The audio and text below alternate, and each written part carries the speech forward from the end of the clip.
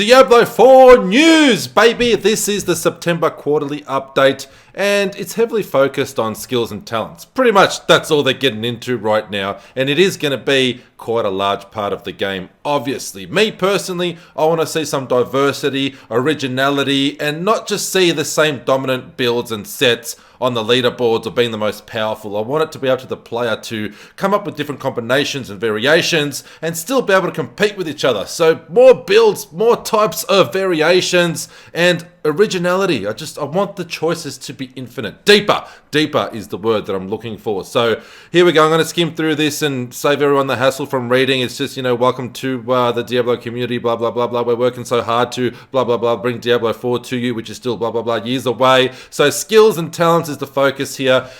A lot of you may already know, unless you've just literally started watching this video and haven't heard anything about Diablo 4 up until this point in time, but basically there are going to be ancestral, demonic, and angelic powers in the game, which make your character dish out more damage and become stronger and be more dominant, etc, etc. And basically the way that you optimize these powers is through the items that you pick up, the gear, the armor, whatever items that you have equipped, and Blizzard is trying to thankfully make a little bit more diversity and more focus on the actual skills and talents, as opposed to being so heavily reliant on gear. I mean, you look at World of Warcraft, Diablo 3, we're so reliant on gear. I think from what I can see here down on this talent tree here is there's definitely an opportunity to be original, diverse, and experiment very deeply. So let's crack this baby open. This is pre-alpha in development content, by the way. So it's just a sneak preview at some ideas that they're thinking of. I don't think this is necessarily going to be permanent under any circumstance. But what I like here is it looks like it's branching off a lot. And what I'm hoping is there's going to actually be even more options. So if you click on this skill here, kind of like right now we have runes. If we click on a certain skill, you can choose, a rune to optimize it a certain way, whether it be poison damage, AoE, or solo attacking, fire damage, frost damage, all that sort of stuff. Cold damage, I mean, not frost damage. In Diablo 3, obviously it's cold, not frost. I'm hoping that you can click on this ability and have like sub skills or rune type abilities as well. It definitely looks like it can potentially be deep, but I don't want it to be super simplified. Like, all right, so this is your frost area, you're doing frost damage. This is your arcane area or your fire area up here, and you're doing fire. This looks like it's the sorceress tree, obviously. I just want it to be able to be very deep, diverse, and the choices almost infinite. And so far, I do like what I see. I must say, we don't have quite enough information about it, but I will go back to the other page and keep on scrolling through shortly. It does look like there are main skills, and then maybe it's kind of like some sub-skills or maybe passives there along the way. I'm not too sure. I'm just hoping that you can actually click on them and choose like different types of runes as well, or abilities that actually relate to that particular skill. So scrolling on down, the upper skills section is where you will spend your skill points. You'll learn by leveling up. Here you unlock brand new skills, unlock additional functionality. These are the key words, additional functionality. So I'm assuming that once you actually choose your skill, there will be other functions there involved, kind of like the runes that we have in Diablo 3. I'm just hoping like maybe sub-skills become available. So you can definitely be unique. Your character can be unique. So here's a bit of a closer shot of some of the abilities here. You got the charged bolts, ball of lightning there. So I'm hoping you can actually choose more like sub-skills from the actual ability there. Charged bolt, so that's like an upgrade node, something different there. Another upgrade node for ball lightning. And what are these bad boys here? I did notice these little red diamonds. I wasn't too sure if they did anything. So as you explore the tree, you'll find passive points. So obviously as you unlock your branch, depending on what skills you're going with the limited points that you'll have, I'm assuming, you can unlock certain passives as well. So this is what I want to see. More options and more ways to experiment. Not just seeing the same old builds over and over again. Overcharge. The skill tree above consists of many specific nodes, a sample of which you can see in the screenshots above. We imagine every single node on that massive skill tree affecting different skills in different ways. The path that you decide to take will determine big power increases and playstyle choices. Good. The more choices, the better, I say. The passive part of the system is where you will find more general upgrades to your character.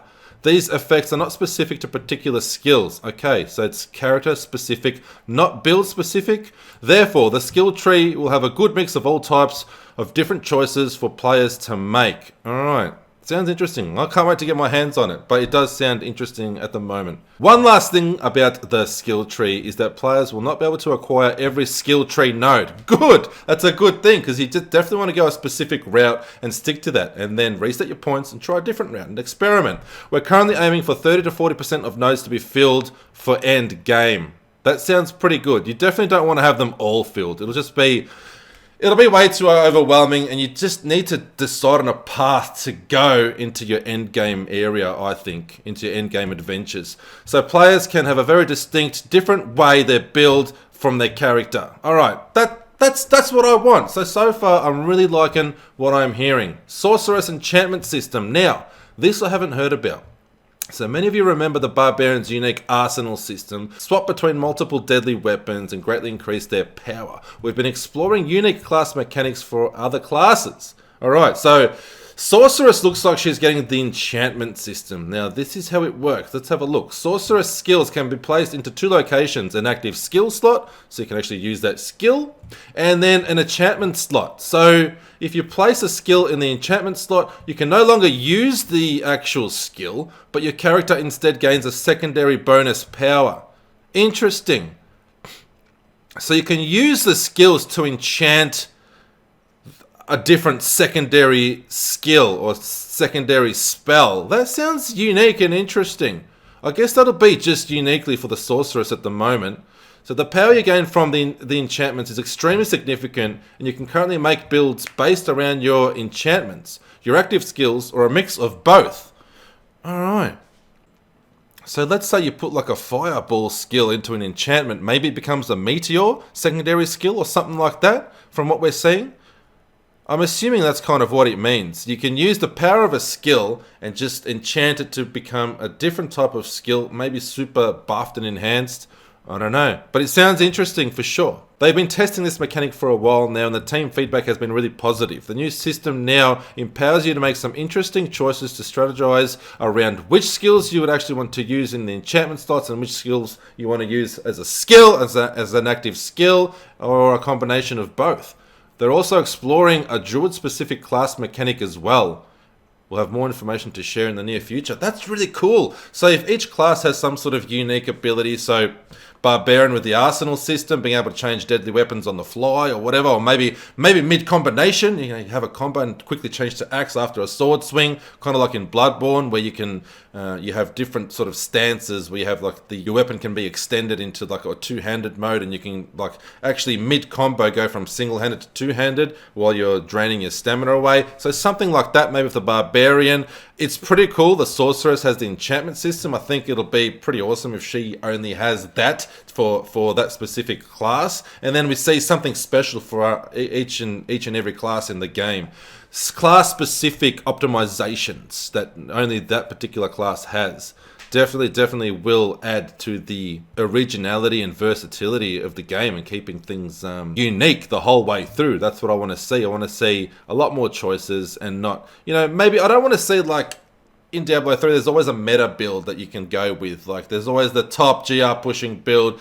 I just want to see choices I want to see builds that keep on changing, expanding. Just when you think you found the best build, bang, someone comes up with something better with different combinations and, variations in gear or skills, stuff like that. End game progression. So this has mostly been about the skill trees and what they're trying to experiment with. I think it's great having the enchantment ability here and also being told that they're exploring with other class specific mechanics. I think if every class has a class specific mechanic, that'll be a great step forward for this upcoming game. And yeah, end game progression. So this is going to be a big one.